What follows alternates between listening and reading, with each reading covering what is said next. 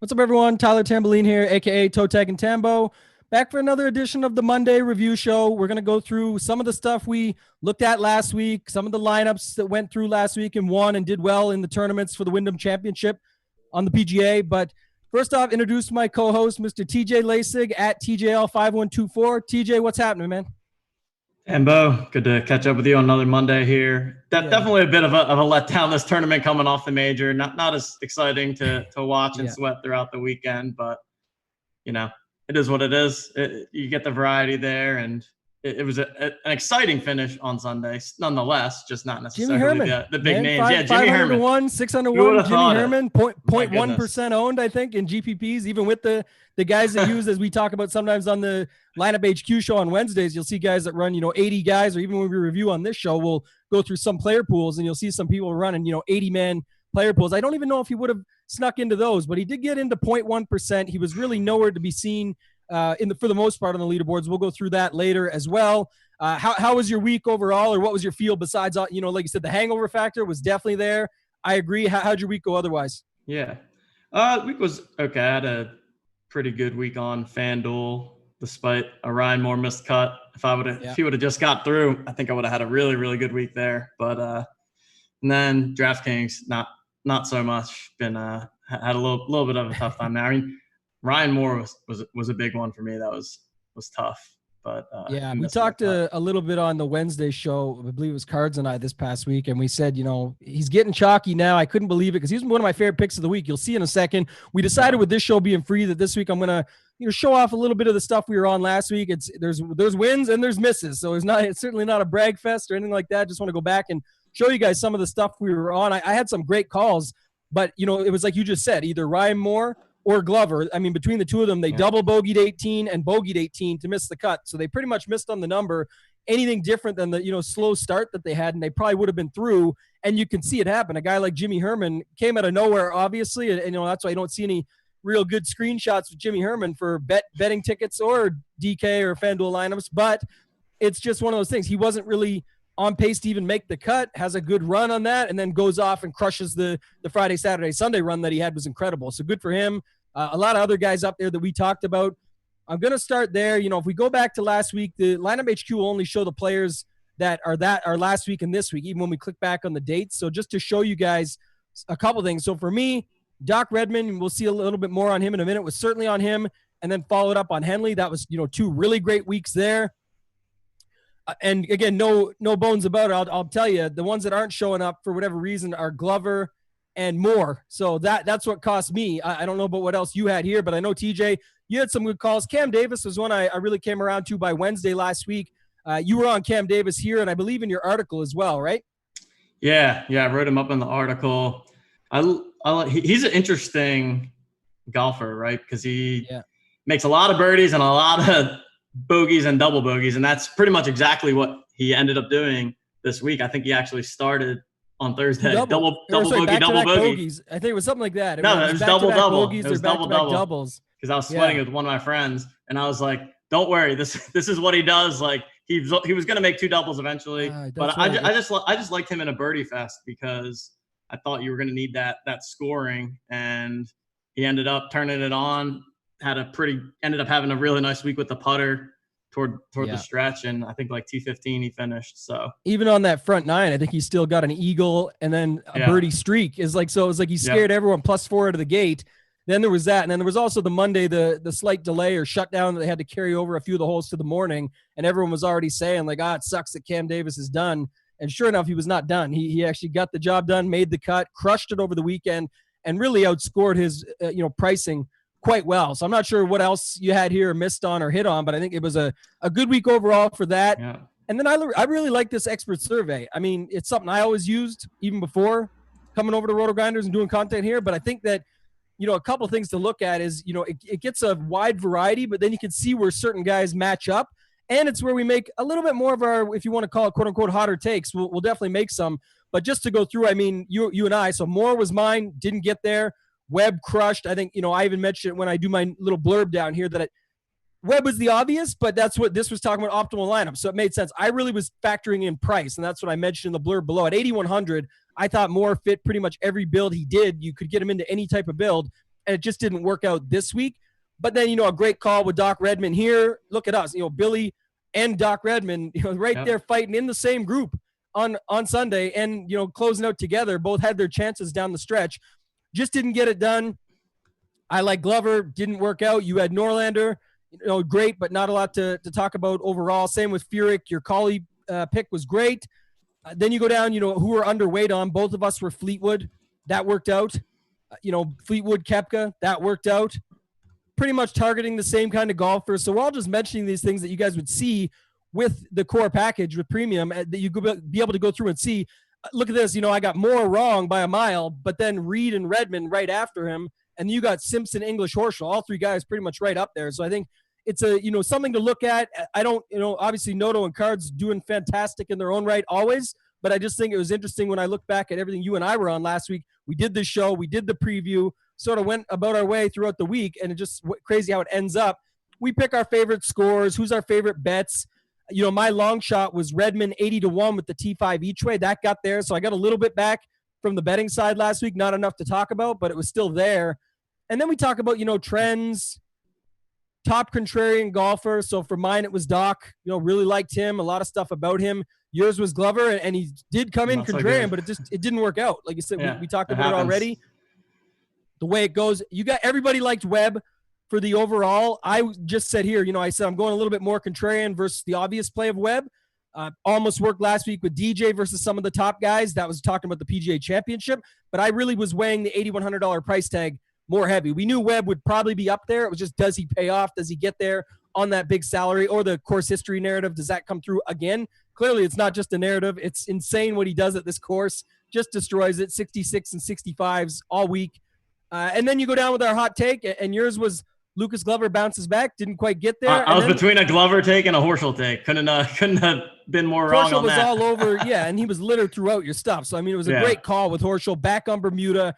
Really, he had his chances. And I thought, an interesting point, probably Kenny and I will talk more about it when we get into recap stuff on the Fantasy Golf Degenerates podcast. But I think the thing with Horschel was he always gets his bad rap. And I know on Twitter he's got everybody blocked and he goes on and off there and things like that. But, man, down the stretch, complimenting Doc Redman on his drives while he's in the mix and missing some putts of his own, going up and saying just an awesome job to Jimmy Herman after.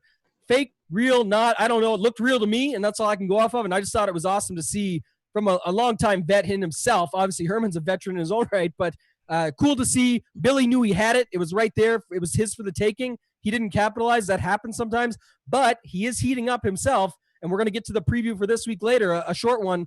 But he's, back in 2014 was the FedEx Cup champion, and he got on a hot streak at the right time. He looks to be heating up again, so he'll certainly be an interesting name for this week. Lastly, my hot take of the week was something I'm proud of. Like I said, it didn't work out with either Glover or Moore or both in these lineups, but Doc finishes top 5. He did, and Hubbard in the top 10, just outside. There was some ties that pushed him out, but he was right up there, and Hubbard was a guy I thought would make a run. So it's just something to know for you guys to follow up. It's not, good, bad, ugly every week, but there's always something in there that you can use. Let's get into this week. I want to note real quick, if it's your first time joining us, all we're using for these recaps is the results DB information, which again is right here on RotoGrinders.com. Simply go to PGA, drop down, click results DB. You're changing the date to the previous Thursday when the tournament was, and then it's loading, but you're going to contests. Here, just a little slow to load, but you'll see here now everything in there that you would have played for the week, the buy-ins, the top prizes, how many you were allowed to put in it, how many ended up entering in it, and then you can just go peruse and see what you want to look at, what you want to see, who won what, and then how did they do it, and then maybe if you see some names up there that you recognize, a good tip is always not just to look at the winner. That's certainly what we'll be looking at to see what lineup actually took it down, but then maybe some guys from around the industry, guys and girls, names that you see from, RotoGrinders members on the forums, folks that are doing content here like myself and TJ, anything like that you want to look at, it's all right there to access. I've got it up here already. We're going to start like always. It's one of those things, TJ. First off, what's your thoughts on this? So they finally get rid of the Millie Maker, which I wasn't even mad about because the payout structure is so brutal at times. And, and you see how that works out. It's obviously a lottery and a gamble, as many of these large field entries are, but they now jump it up $5 to $25, take away the Millie, and still have, a structure that's like 500, 250 or 200 or something. So what was your overall thoughts? Maybe it was even 150 actually to second. I can't remember now, but what's your thoughts on that? It's just a weird middle ground. Like, I get the Millie Maker thing and the appeal there, but if you're not going to do the Millie Maker, why not have this be, 350K to first, right? And then spread the rest of that 150K out. I mean, that'd be my preference. And I feel like a lot of people would prefer it that way. Not that winning 500K wouldn't be awesome, but to me, it's like, I like having the Millie Maker as like, that's a unique thing. You understand what you're getting yourself into there. It's a very, very top heavy tournament. You can play that accordingly, but this is just it's a strange middle ground a bit. I would prefer it to be a little bit more balanced.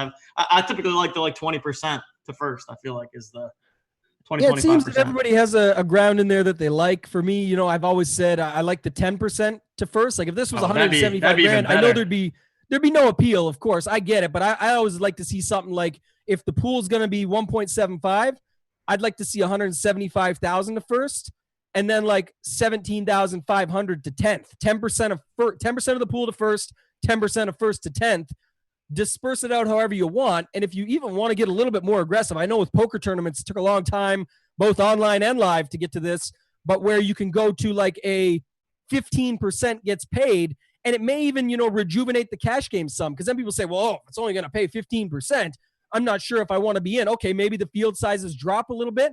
It's still the same pool. It's still great money. We're going to talk about Coach Doug 24 in a second, his winning lineup. But I'm sure if you told him on Wednesday, you're going to win 175,000 this week, or even do $250,000. I'm with you. You can do a little bit more than 10% to first, do $250,000.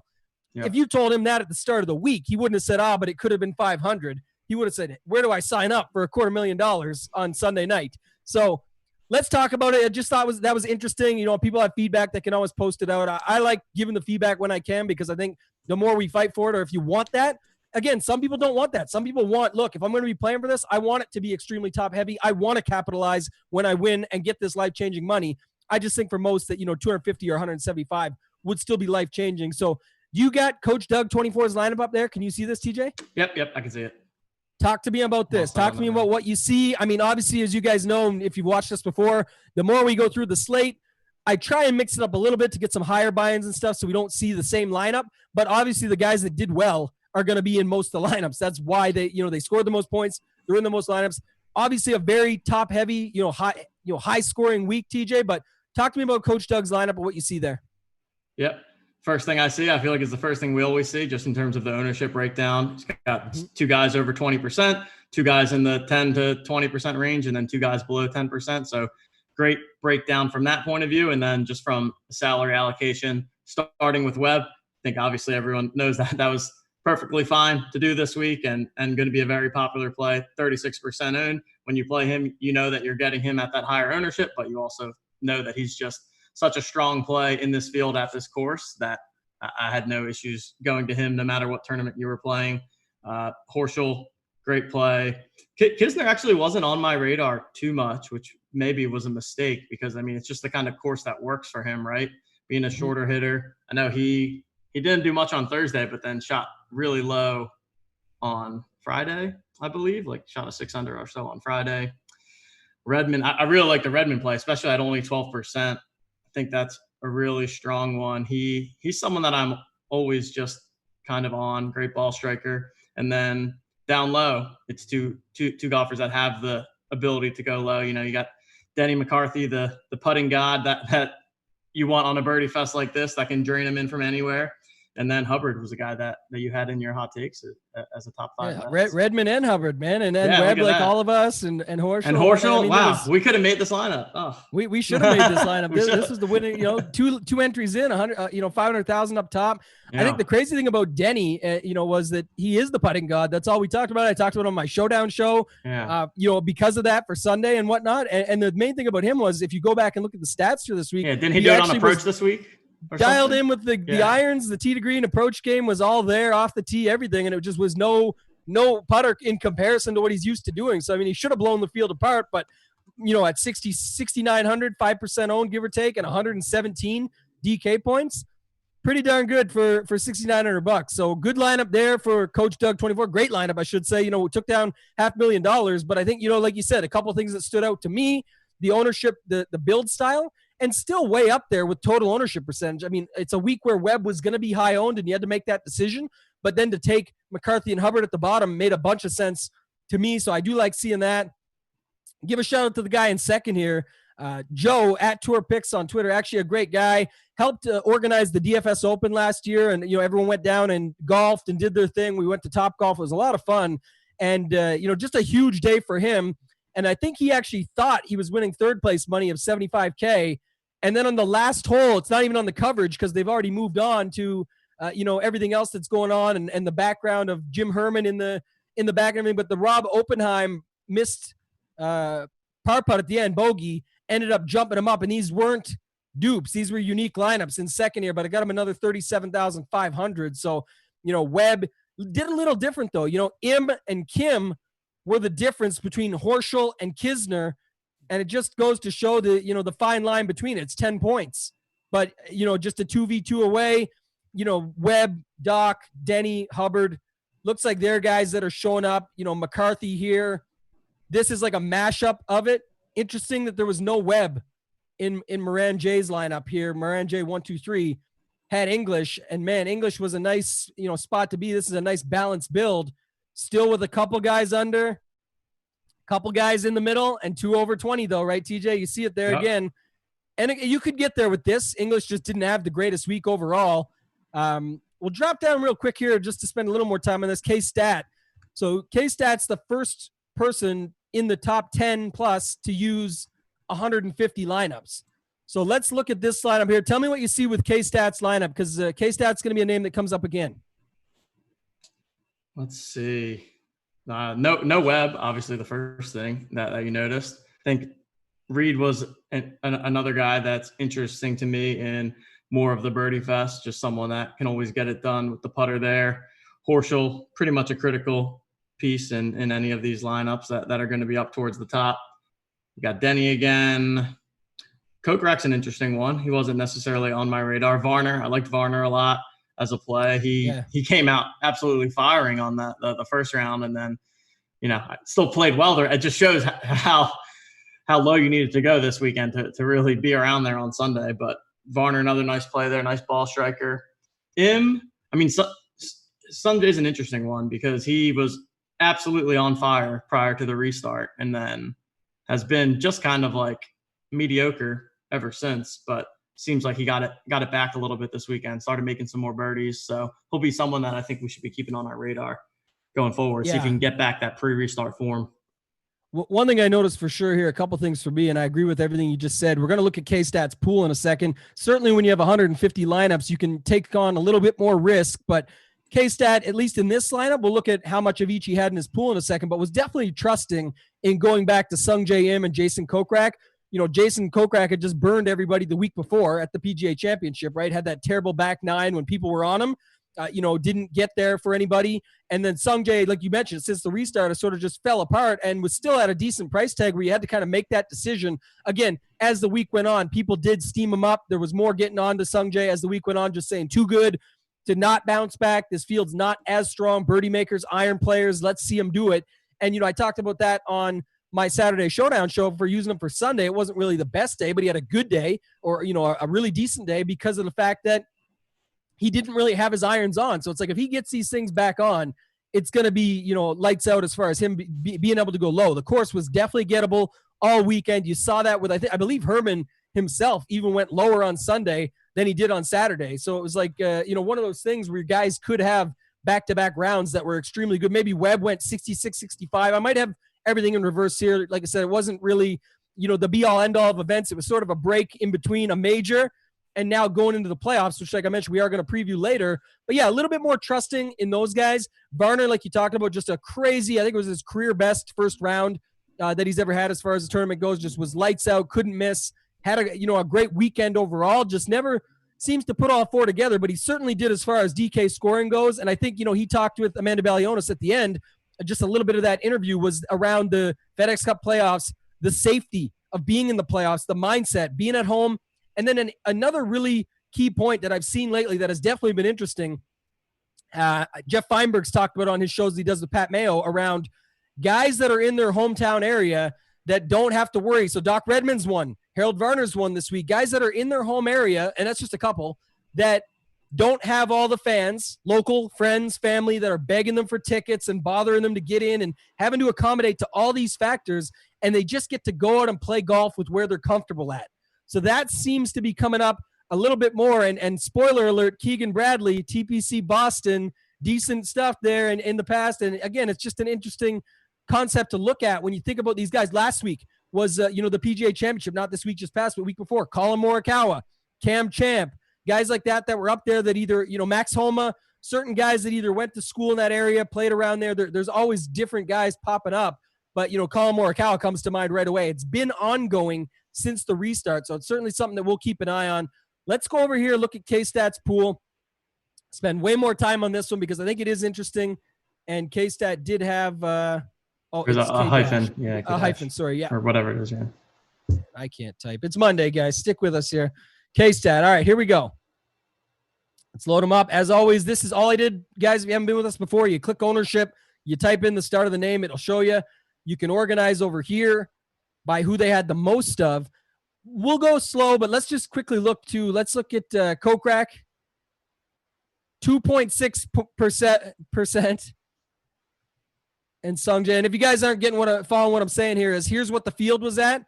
Here's how many points they scored, and here's how much of them K-Stat had in their pool. More trusting with Im, but it makes sense. Im was 5.81%. Back to Kokrak, he had 20.67, called 21. Kokrak was 3, just took some flyers on Kokrak and just ended up in the right spot, but still awesome job to K-Stat. Total pool. Let's have a look here. 2, 3, 4, 5, 6, 7, 8. Big pool. So this is one of the balanced pools. So 17 fits in here, 34. Wow. Yeah, quite a few guys. I mean, this is one of those 80 people pool, basically not to go through everything one by one. But yeah, it looks to be around 75, 80 people. And then, or as far as golfers go, and then it starts at 28% and goes down. The other thing I like to do here, so you notice that right away, TJ, I won't go over to you just yet, but looking at leverage, when you do something like that, what's really the one thing that stands out to you as far as the overall leverage position goes, TJ? For this particular one? Well, I want to, what do you think when they're going with 28% max, on a week where Webb is 37%? What's your thoughts on that? Yeah.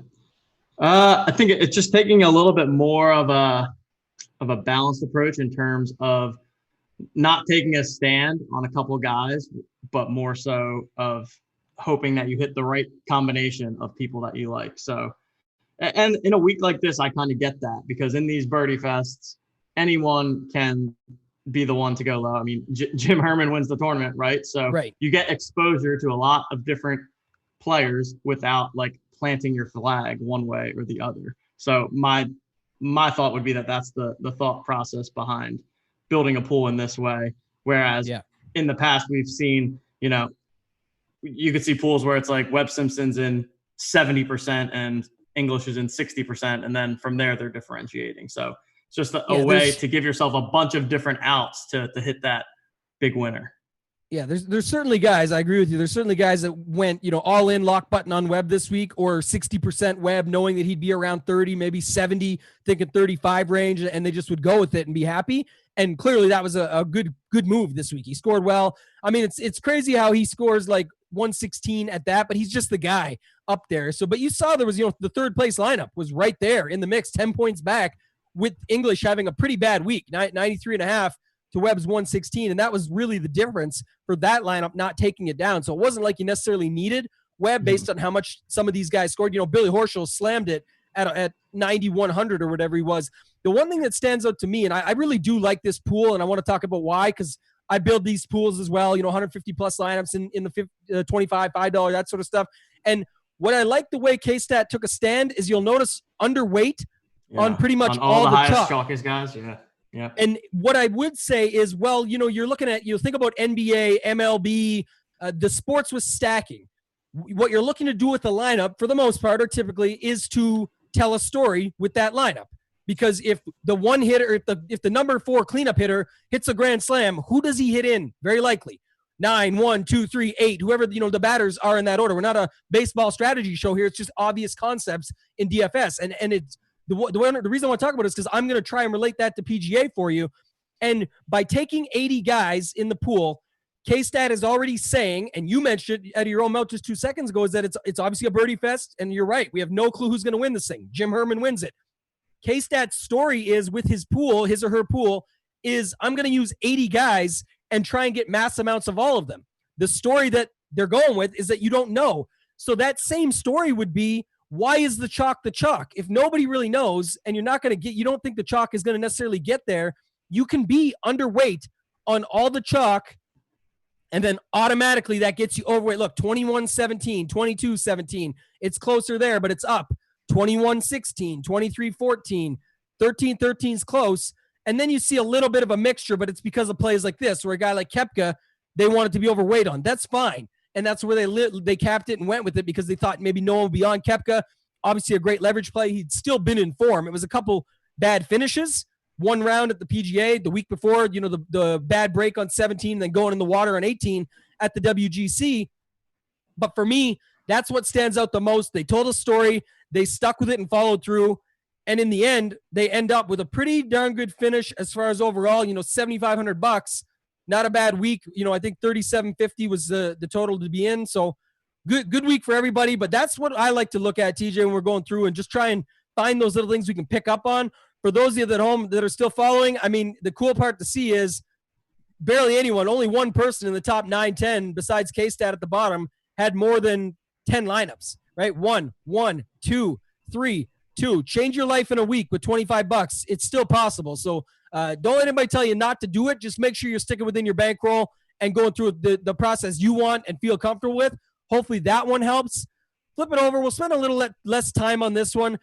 The one thing I find extremely crazy off the top is that in the $5, this is the $5 drive to green, and you can see it here, TJ, is just and there's K-Stat again in 7th, right? So you see that. But if you look, a lot more 100, 133, 150. Obviously, SHF 52 just blew up the top with their pool. So we will go over and look at theirs in a second. But no Webb in the winning lineup here. And I believe it was a dupe. Yeah, it was. So very similar to the lineup, the mashup that we had earlier. Stands out pretty much the same, right? You don't need to go into it. I'd rather go look at SHF's pool, and I'll get over to you in a sec, TJ. But again, 22, 21, 17, 10, 9, 4. Cut it a little close, but it doesn't matter. It's just the point of how often do we see that coming up, that it's just crazy, right? That's sort of the be-all, end-all. You look here, it's a one-off. I'll look at this because we are going to look at SHF's pool since they littered the top. I just want to see what they did overall. Redmond versus Kisner. Oh, wow. So, yeah, 49-4. So that's interesting. Leave even more money on the table. And then their best Webb lineup was just another mashup with Seamus Power and Webb over some of the other guys like English and Davis, and maybe one more one-off with Varner in there. But, no, it's the same. It looks like English, Davis to Power and Webb. So, good to see here. Let's talk about the pool, though. Flip over, and I'll let you talk about it, TJ, here. What do you see with this? I'm going to load it up. Yeah, here you go. Boom. There you go. Yeah. Talk to me.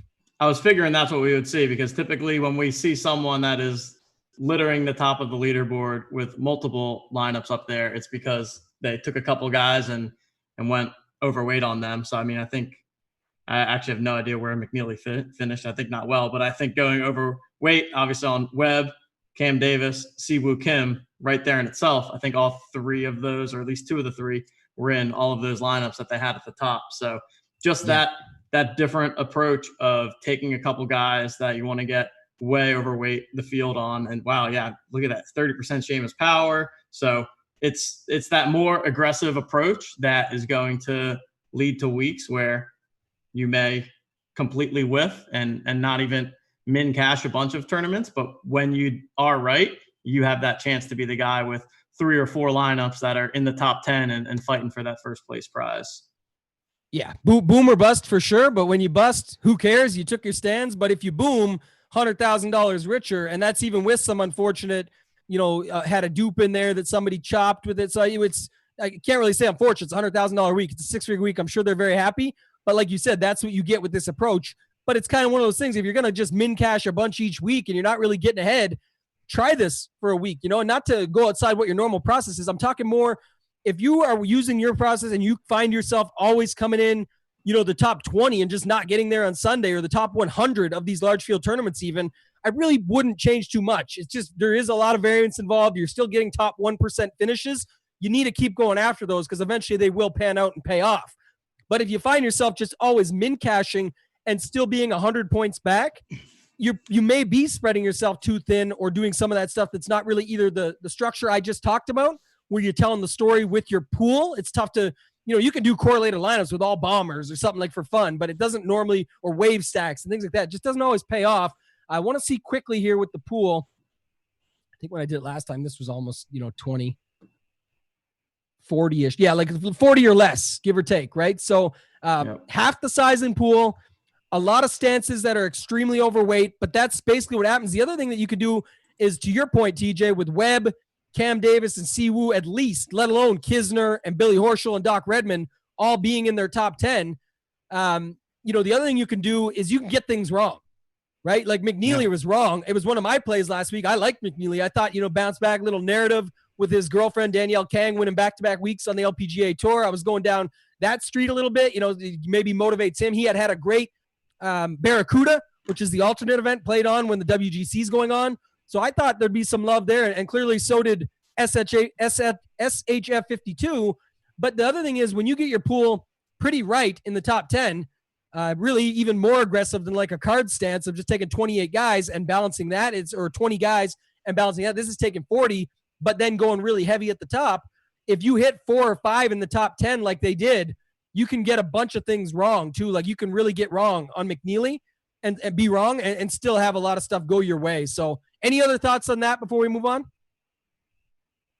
No, I think it's an interesting pool, and I always tend to personally like this approach, just because I guess I have a little bit more of a risk tolerance from week to week. So it's going to lead to some weeks where you completely whiff. But if you're hunting for that one big week, I like the approach here. I think it's a great pool, and worked out obviously nicely for him this weekend.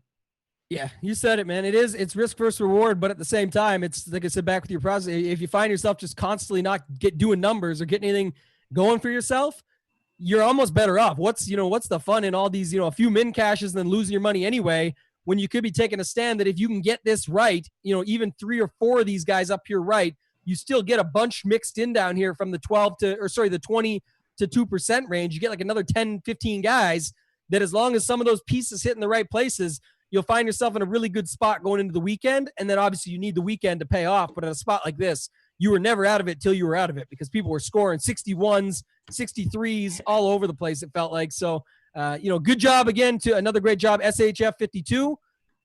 Want to get into a little bit of the high stakes stuff. And the reason I said earlier we would talk about K-Stat again, because this is incredible to see. K-Stat, had the, couple finishes up there in the top 10 in the last couple tournaments we looked at, but managed to pick the Magic 5, because into the 555 that this is, under 1,200 people, $550 buy-in, little bit more balanced pool, kind of, but a little better for sure. And K-Stat picks up with 5 lineups, first place for $150,000. Again, no Webb. What's your thoughts on this lineup? A little bit different, but kind of the same. Yeah, it's another great lineup. I think we see, I don't know if it's the exact one of the lineups we've viewed before, but a lot of the same themes, right? It's got another mashup, there. Right? Reed gets in there, and then more guys under 10% in this one, which is kind of different than what we're used to seeing.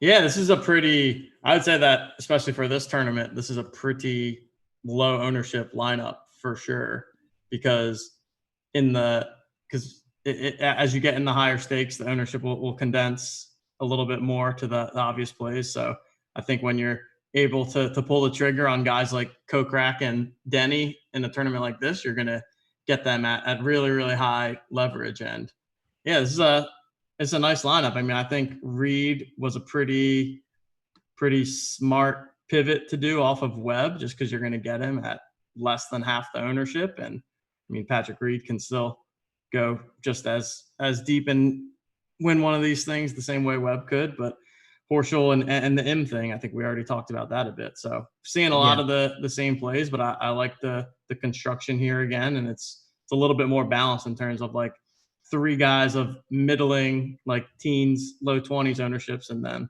3 more contrarian guys under 10.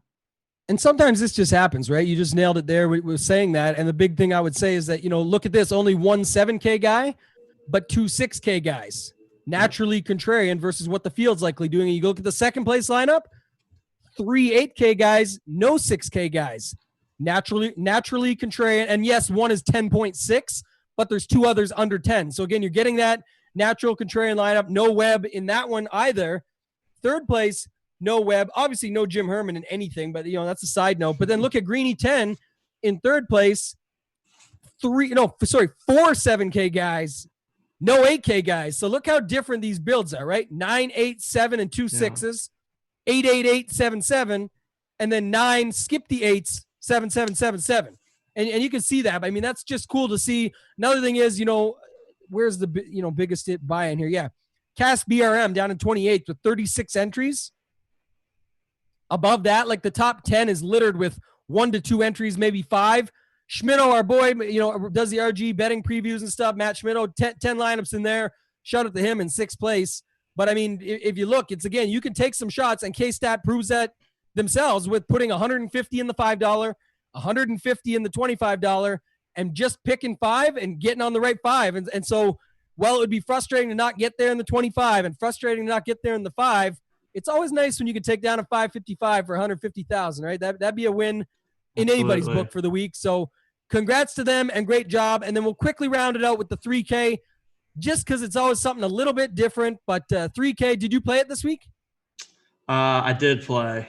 Did not do 1% and 2%. Yeah. So there we're talking about the ownership. This is a crazy lineup. That's why I wanted to talk about it with you, because you play this tournament quite often. I'll dabble in it here and there. I did not play this past week, obviously coming off a sad week. I mentioned it before the show. The mega week was tough. This week I had a slight loss, but it was, one guy here, one guy there. But it was a much more refreshing week when you're not sweating out $7,500 for a 12.5K min cash versus, just losing $500-600 in the week. So I'll take that. Doc Redmond hit on the T5 there, got a little back there for betting wise, but overall down week. But it was more refreshing down week. What's your thoughts on Cornman 10? Because Adam Long and McCarthy and Siwoo, even Reed at 11. This seems like a really aggressive lineup, but I guess just all or nothing, or what's your thoughts? Yeah, I don't know. It's pretty crazy lineup in my opinion for 101 entries. Nothing against Cornman 10. I mean, congrats. That's a great score. But it's very aggressive and not something that I would personally do in a field this small. I mean, I think that going with one guy way off the board is plenty enough. But that's why he's got $100,000 right now. And you're saying you don't. I know. That's bad on our part, but I think that's the cool factor about it, right? It's like you said, I agree with you. It's extremely aggressive, but that's kind of what can happen, right? And in these events, like you mentioned earlier, and I agree totally, is that if you're in a birdie fest like this, anything can happen. I mean, there's nothing really to say bad about any of these plays. Adam Long's been playing some great golf, has the upside, won a tournament in a birdie fest against, Phil Mickelson, Adam Hadwin, standing there on the green right in front of him, drops an 18-footer and wins the thing. Denny McCarthy, like I say, just got to get hot with the putter. But if he does, look how much it can pay off. And he didn't even have the putter. 117 points. Let's look at a couple others. I mean, the funny thing, I just showed you it in the 555 how it went at 3 totally different builds. Talk about an ownership difference. This one with 3, almost 4 guys under 10%. Look at Scousberry, another reg who we see up here quite often. Nice lineup here. But look at the ownership. Yeah, much chalkier there. 22, 22, 28, 24, 27, and then sneaks in a Siwoo to be a little bit different. But I think for me, the thing that stands out with this lineup for Scousberry and second for 50K, again, it was just funny. Nobody wanted to play with. They're all fading Webb, right? I want to go down in a second to see what Webb was. I'm sure he was still 30 to 40%, but let's just see if he was higher or lower versus the other stakes. But this lineup I love because no 6K guys, right? Yeah. Just found a way to get there. English was the fave play, and then in the 9K range. Then you go down. I mean, he could have left $200 on the table and used Horschel and been right up there even further, but it wouldn't have got the job done. So it wouldn't have changed the money. But yeah, a 9K guy, 3 8Ks, and 2 7s. I certainly like that from a uniques perspective. And Webb was even higher in this, 44%. You drop down to 4th. Mikey W12, same thing kind of, but knew he had to have a couple. Look at Long. Long's popping up here. He had a good, he didn't even have the great of people. The two people that used him got the builds that they needed to get to the top and make some good money return on their investment. Mikey still gets one entry, 3K, 5 times back pretty much, a little under with the 3180 buy-in in the rake, but still overall a good week. Go Sixers, go. Schmidt's up there again, our guy. These are, two top players that you see often in these tournaments. Who did Go Sixers go use? So what's he got here? Neiman, Neiman was one that looked like he was pretty popular last week, that not as many people, used that got there. But if you had him with the right guys, look at Burns, had a great week at 7,200. Burns, Cauley are two guys that were pretty cheap that pretty much outscored their position by quite a bit. So that's something to look at for this week. Anything more on the reviews for this week, TJ, or that you see? I just want to make one more comment on the Webb situation, because it's kind of interesting to me that we didn't, because it seemed like one of those classic spots of like, okay, yeah, Webb's the expensive guy that is like the Bryson situation from the Rocket Mortgage, where if you're going to lock button someone, this is the potential lock button situation. Yep.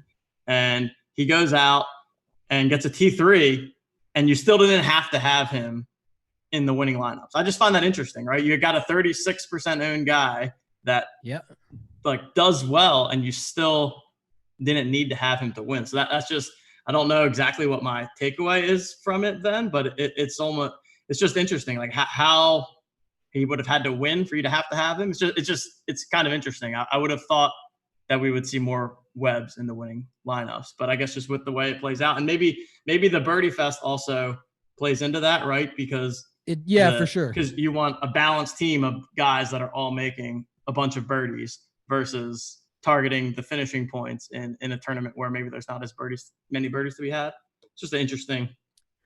Yeah, I mean, you could see it in some of the builds like we looked at, right? It's because you can get a great lineup without, or maybe sometimes a guy like Webb will force in some plays that don't quite score enough, or it allows like people to think that, like, let's say everyone knows he's that high owned, so they'll go to a lower owned, quote unquote scrub. That's not the right one, right? They didn't get the Denny McCarthy or the Hubbard or the Long or whoever, not even Long. Long just happened to be in those two lineups. He only scored 74 or whatever. But the other thing is, too, I think it is the Birdie Fest. Like I said, so as far as a takeaway goes, you see it sometimes, but it's normally in something like a U.S. Open where there's a lot of AMs and qualifiers in the low 6K range. So that's where you really sometimes don't need the 11K guy, because even if they T3, anyone that you're putting them with is pretty much a miscut at the bottom. And that's, you need those guys that come through and make that. Here, there's, a lot of lineups you could have probably built with $1,000 or $2,000 left on the table and still had a bunch of heavy duty scorers as far as overall scoring goes, right? So there's that factor. Webb was still the better in that, but I think the one thing was too, is that the Bryson situation, I talked about this for myself, my own mistake of, going against him at the Rocket Mortgage. He really was the clear and away 7-1 Vegas favorite, all these factors that he just was the class of the field. Here, as good as Webb is and as underrated, I still believe he is. It's going to be a good segue in a second as we do a quick preview for next week. But the thing there is that you still had the other, like, how different is a Patrick Reed, or Harris English, or Billy Horschel, all these guys to Webb. Webb usually gets hot with the putter. People don't like to believe the course history narrative, even though the ownership shows they're still on him, even more than some weeks than we've seen. I just like the lock button play in hindsight now for Bryson back then versus here, where there was other guys that could get there. And look at that. Like you said, even in the end, he still really didn't show up on a lot of the winners, right? You just didn't necessarily need him because there's so many other guys down below that scored with him, right? Patrick Reed was only, 112 to 116. Sungjae only 10 points back. A $7,700 Russell Henley, only 14 points back. Like, there's just so many other ways that you could have got there. So a lot to look at. Certainly interesting. Like you said, we'll continue to do this week by week going forward.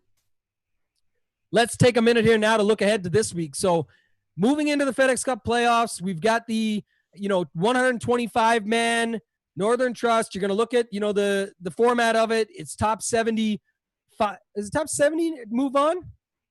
Same cut rules and then top 70 move on, I believe, is how it goes. I always got to look that up each time to make sure. But yeah, the bottom line is, some people are in further than others, but this is the field. This is where we stand as of now. DraftKings got the pricing out early, doing the same sort of thing. They always move it around a little bit, but we've got a good balance this week. 2 guys in the 11K range and Justin Thomas and Bryson. The 10K range has 4 guys with Rory, DJ, Morikawa, and John Rahm. And then the 9K range is a little wider. Xander, Webb, Jay Day, Patrick Cantlay, Brooks Koepka, and Patrick Reed. Let's start at the top. JT, Bryson, any, weighing their overall opinion or just using them in general versus how stacked the field is? Yeah, once we get back to these stacked fields, I think it always tends to be more balanced lineups. It's just when you're paying for one of the 11K guys and then you have to drop into the 6Ks, sometimes the gap between like a mid-high 7K and a 6K can be pretty large. And I'm sure that we got a stacked 8K range here. So I imagine that both JT and Bryson will probably be a little bit on the more contrarian side, just because that more balanced build tends to be what people want to go towards once we're into these stacked fields. Yeah, and I like that too, especially for something maybe higher dollar or whatever. Like that's where, again, we just saw with the 3K, the 555, where you can get your builds a little bit different and maybe not even need a 6K guy and still get there with it. But the thing about this is it's kind of the opposite effect of what I just mentioned before with the U.S. Open, where it's AMs and qualifiers. I mean, this is the best 125 golfers for a reason. So you're going to know pretty much every name on the list from throughout the season. Again, some of them like Zach Blair or Scott Brown, Robbie Shelton types, Bo Hogue. You might forget about them because a lot of their points came from earlier in the season, well before the shutdown and all the restart and everything. But then, I mean, you've got Wyndham Clark, Troy Merritt, Adam Schenk, names that you would have seen recently. And then even the further you go up, Cam Davis is 6.3K this week. Yeah, we just saw how well he did last week and how much he scored. You got Mav McNeely. You want to go back to the well. A bunch of names. Hubbard, 6.6. Kevin Streelman, 6.7, usually popular. Harmon, not even over 7 at 6.8. Lucas Glover, do they dare? If you're going to be like the guys earlier and go back on Kokrak, how can you not go back to Lucas Glover at 6.9, Burns 6.9? A lot of big names, right, that are down here. And even the sevens, low sevens, got guys like Bubba Watson, Neiman, Mickelson, Henley, Varner, all the guys that we've been playing. And then you get your sort of, names that we used to play a lot of that we still know are great golfers and have showed up lately, like your Louis Oosthuizen, Matt Kuchar, Mark Leishman. So not going to name everybody, but just to see. And then, we'll get back down to the sevens in 1 second. Let's move to the 10K range. Talk to me about what you see in the 10K from Rory down to Rahm. What's your thoughts here? Just on day one, it's obviously opening look, but what do you think about this range?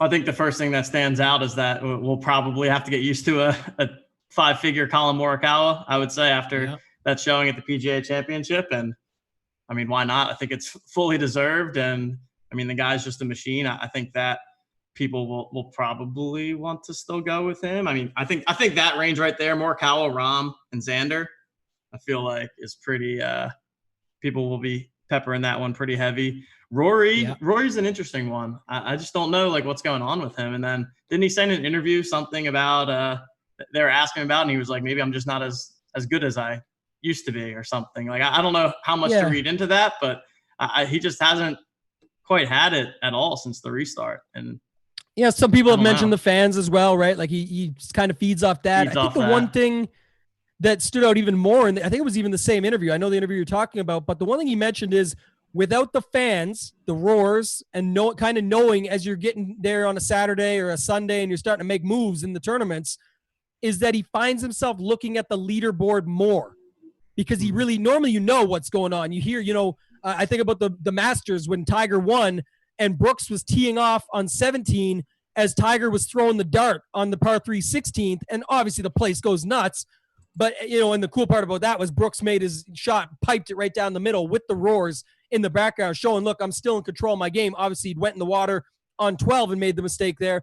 But the thought process was there, and to Rory's point, is that he's looking at the leaderboard more because he doesn't know what's going on without the roars and the cheers and all of that. I think that could be a deterrent. Right now, you've got more going on in your head, more about thinking about what I need to do to pass him, or, oh, shoot, this guy's 2 strokes ahead of me now. I got to make a great shot. More pressure, more factors. I would say not. I mean, I'm not a professional golfer for a reason, but looking at the leaderboards, I know in DFS really does good to see it and chase it. Kind of want to look on Sunday when there's 9 holes left, then maybe that's your first look. But looking at it on a Friday when you're leading a tournament doesn't really help you much when there's 2 full days to go. I don't know if that's, a factor in there or not, but I thought that stood out quite a bit. He certainly still has a great game. just hasn't been on his A game, and that can happen, right? Maybe heats up. Remember, he's a FedEx Cup champion in his own right, so a player of the year last year because of it all. So I think over Brooks, there was some stuff there, but I think he's still a good play. My thoughts is one thing I want to get your opinion on real quick is Morikawa 10.2, Xander 9.7. Forget about, we're not skipping Rahm. He's excellent in his own right. But the reason I asked that is that if you remember a couple of weeks ago, I said to you, it was $1,400 less. I said, forget this X chalk.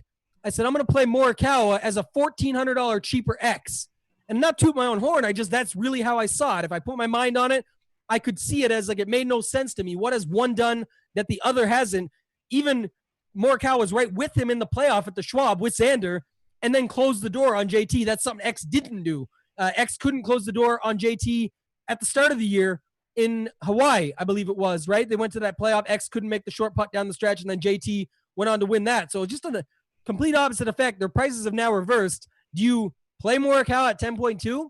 First look, I know I'm not holding you to this, or do you play X for that same reasoning in reverse now that now he's cheaper after being 14? That's quite the swing when you think about it. It's a $1,900 swing over the last 2 weeks.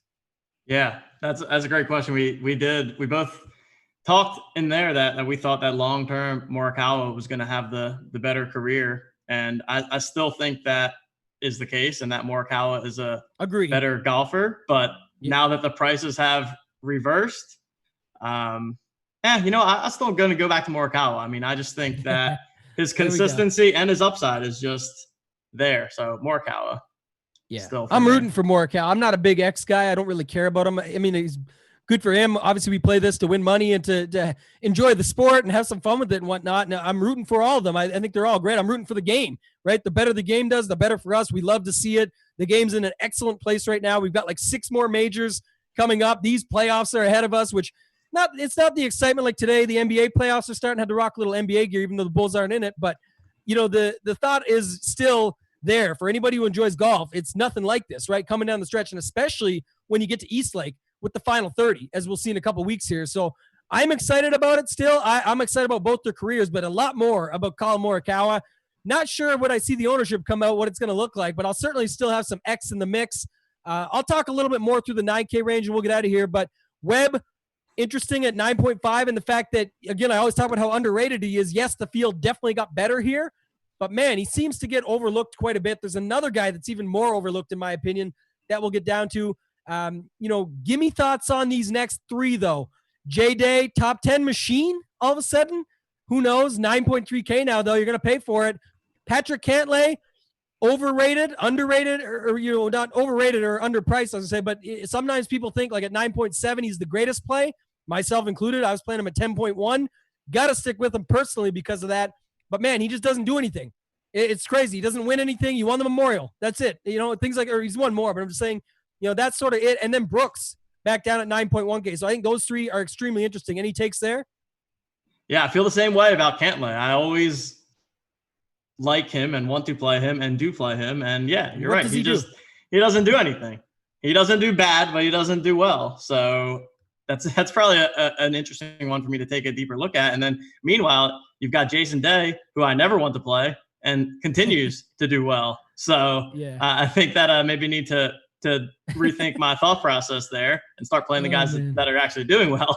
But I think Koepka, I'm off the Koepka train again right now. Just I don't know, but yeah, he's broken. His price just keeps fluctuating too, like crazy. He so weird, like 9K to 11K, back to 9K. And it's like you said with Day, it's like you keep skipping him and saying, he won't burn me this week, and he does. Yeah. And you keep saying Cantlay the other way. He won't burn me this week. He'll definitely make the cut. That putter will start getting hot, and he'll start draining things.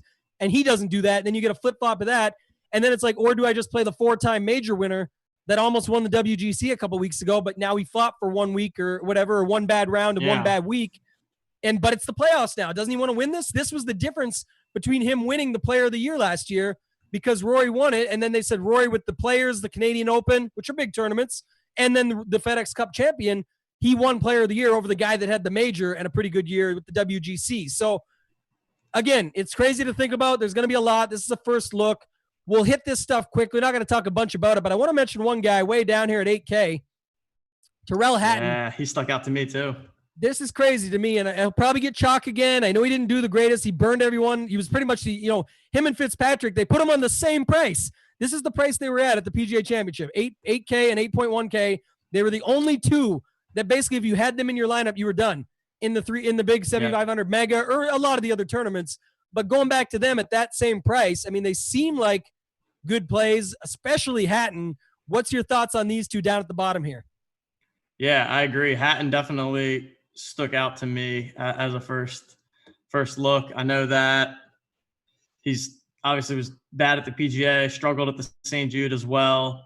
Prior to that was having good results, but was mostly getting it done with the putter. But I don't know. I just think he's a good golfer overall, long-term. And I mean, I would figure his price to be like in the 85, 8,600 type of range in this field. So I think going back to him and like you said, he should, I don't know. Do we think he gets any love there? Or I don't. That's what I was just going to say. And that's why I wanted to get your thoughts right? first. I mean, you got Hovland. Right. Yeah. Wow. There's a lot of names in this area. Look at this range, man. That's why I said we're not going to talk about everyone because we're going to get out of here. But Berger, Finau, Tiger will probably get a little love just because his record here. And then there was video of him on 18 and on a couple of the putting greens. He was basically playing 18 at Winged Foot today with JT, getting ready for 4 weeks from now when we get back to the major golf with the U.S. Open, or 5 weeks, whatever it is. That's going to be exciting. That's a great course. I cannot wait for that event. U.S. Open is always one of the fun majors for me. I like that one quite a bit. You've got the Masters and you've got the Open that both have their history, so they typically become